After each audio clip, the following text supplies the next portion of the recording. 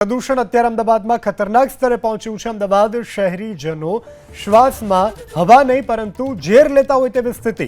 અમદાવાદના રાયખડનો air quality index 170 થી 190 વચ્ચે। કાલુપુર વિસ્તારમાં ચાલતા વિકાસ કાર્યોથી હવામાં ફેલાઈ રહ્યો છે ઝેર। કાલુપુર વિસ્તારમાં બ્રિજ અને રેલવે સ્ટેશનની થઈ રહી છે કાયાપલટ। ચોખા બજારથી રેલવે સ્ટેશન રોડ પર આરએમસી પ્લાન્ટ ફેલાવે છે પ્રદૂષણ। अन्य साइडथी વધુ ક્ષમતાના આરએમસી પ્લાન્ટ કાલુપુર સર્કલ વિસ્તારમાં કાર્યરત। રાયખડ વિસ્તારનું પ્રદૂષણ છેલ્લા 2 સપ્તાહથી સતત હાનિકારક।